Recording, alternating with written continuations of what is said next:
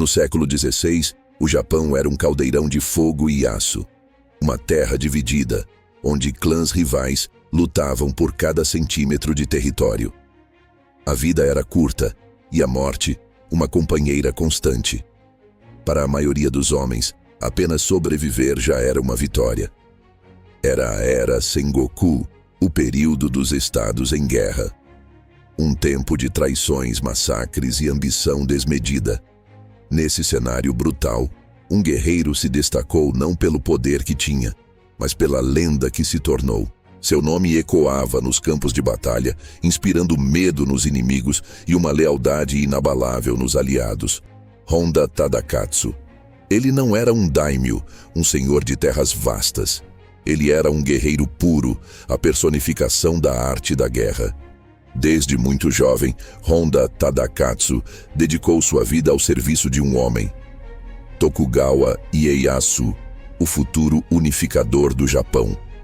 Enquanto outros samurais buscavam fama, riqueza ou glória pessoal, Tadakatsu buscava algo diferente. Ele buscava a perfeição. A perfeição no combate, na estratégia e, acima de tudo, na lealdade. Sua devoção ao clã Tokugawa não era uma escolha de carreira, era sua razão de existir. Ele entendia que a verdadeira força de um guerreiro não estava apenas em sua habilidade com a espada, mas na disciplina de sua mente e na firmeza de seu espírito.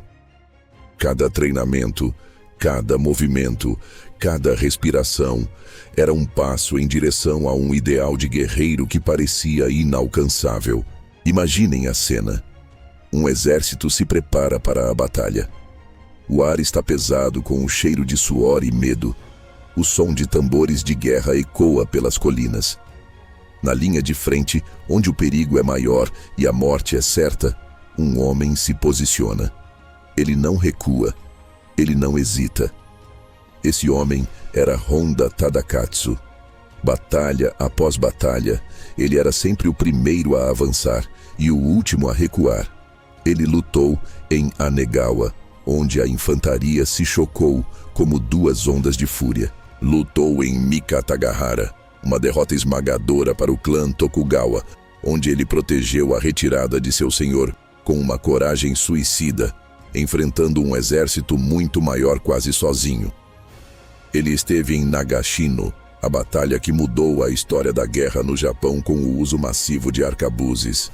Em meio ao caos, às explosões e aos gritos, Tadakatsu era uma rocha. A lenda diz que ele participou de mais de 50 grandes batalhas. Pensem nisso, mais de 50 confrontos onde milhares de homens morreram. Espadas se quebravam contra sua armadura, flechas zuniam perto de seu elmo. Homens caíam mortos a seus pés.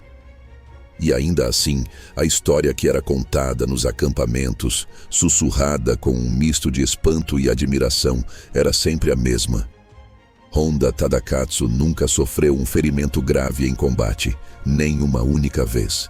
Enquanto seus companheiros colecionavam cicatrizes como medalhas de honra, seu corpo permanecia intocado pela lâmina inimiga. Isso não era sorte. Era o resultado de uma habilidade sobre-humana, uma percepção do campo de batalha que beirava o sobrenatural.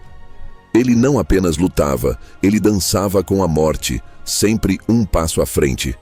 Sua armadura, com seu icônico elmo adornado com chifres de cervo, era um símbolo de terror para seus oponentes. Mas sua arma era ainda mais famosa, a lendária lança Tombokiri, que significa cortadora de libélulas. O nome vinha de uma história que dizia que uma libélula pousou na lâmina da lança e foi imediatamente cortada em duas. Tamanha era sua afiação. Com a Tombokiri em mãos, Tadakatsu era uma força da natureza. Generais inimigos ordenavam que suas tropas evitassem confrontá-lo diretamente. Vê-lo no campo de batalha era o suficiente para quebrar a moral de regimentos inteiros. Ele era um dos 4 guardiões celestiais de Tokugawa e, com certeza, o mais temido.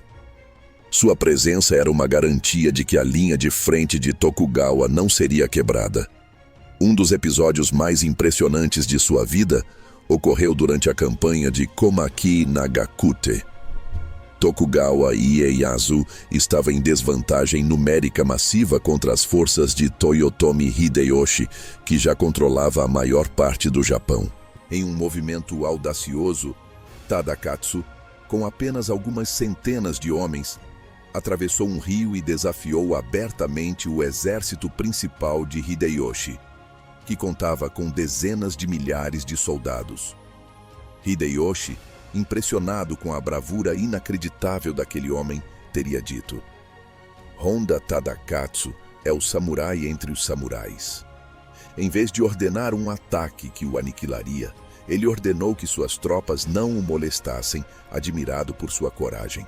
Esse respeito vindo do inimigo mais poderoso do Japão solidificou sua lenda para sempre.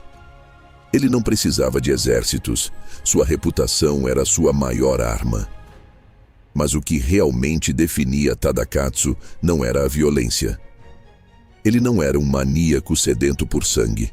Pelo contrário, relatos descrevem um homem calmo, focado e de poucas palavras. Sua ferocidade era reservada para o campo de batalha. Fora dele, era um vassalo exemplar e um estrategista competente. Ele não se vangloriava de suas conquistas. Não buscava os holofotes. Ele simplesmente fazia seu trabalho com uma eficiência aterrorizante.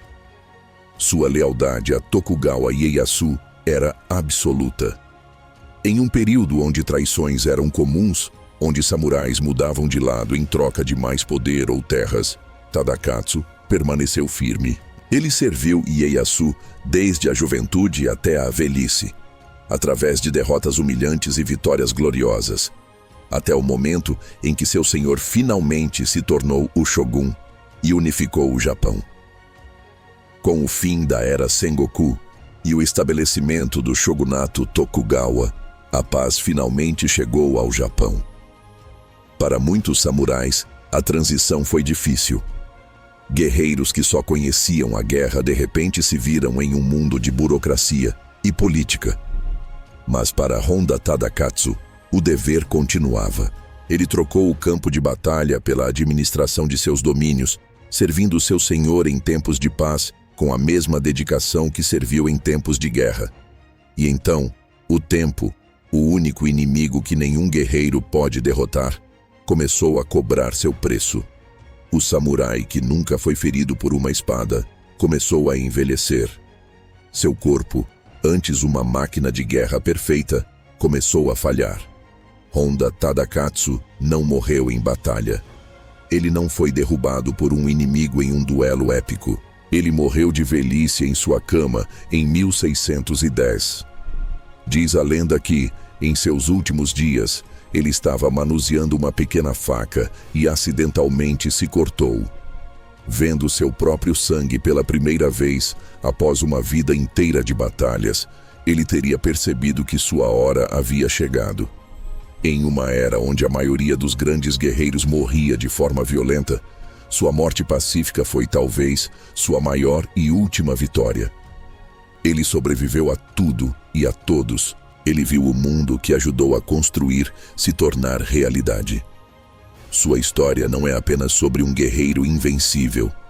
É sobre disciplina, controle e uma dedicação inabalável a um propósito maior que si mesmo. Honda Tadakatsu provou que o maior guerreiro não é aquele que causa mais destruição, mas aquele que, contra todas as probabilidades, permanece de pé até o fim. Ele era verdadeiramente o guerreiro perfeito. A jornada de Honda Tadakatsu nos mostra que a verdadeira força não está na agressão, mas na resiliência e no autocontrole. Se você se inspira em figuras históricas que moldaram o mundo com sua disciplina e coragem, inscreva-se no canal para mais histórias como esta. Obrigado por assistir e até a próxima.